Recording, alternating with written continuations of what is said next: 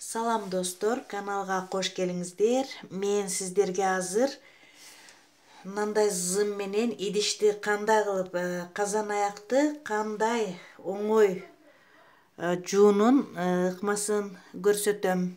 Кандай ыңгайлуу кылып алса болот ушул зымды сковорода, казандарды жууганда кандай кылып өзүбүзгө ыңгайлуу кылып алсак болот. Азыр сиздерге көрсөтөм. Бизге баклажка, мындай баклажканын капкагы керектелет. Азыр мен сиздерге көрсөтөм. Баклажканын баш жагын кесип алабыз.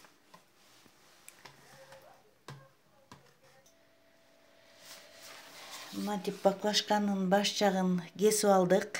Эми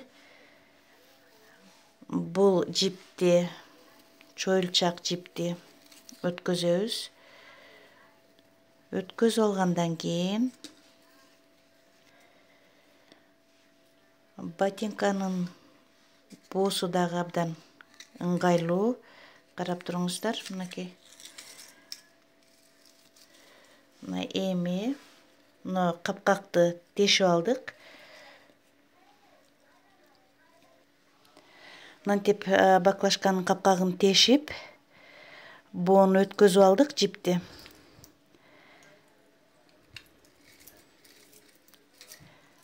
Капкакты жаап алабыз.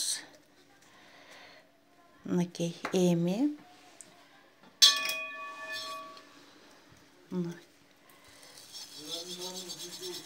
көрдүңүздөрбү кандай ыңгайлуу. Мынакей. Мына ушинтип казан аяк жууган зымды өзүбүзгө ыңгайлаштырып алдык. Бул нерсени сөзсүз жасаңыздар. Абдан оңой болот казан аяк жууганга. Бул нерсени илип койсо болот, мындай удобный кылып. Каналга жазылып кетиңиздер. Саламатта болуңуздар. Каналга жазылып кетиңиздер. Келе жаткан жаңы жылыңыздар менен.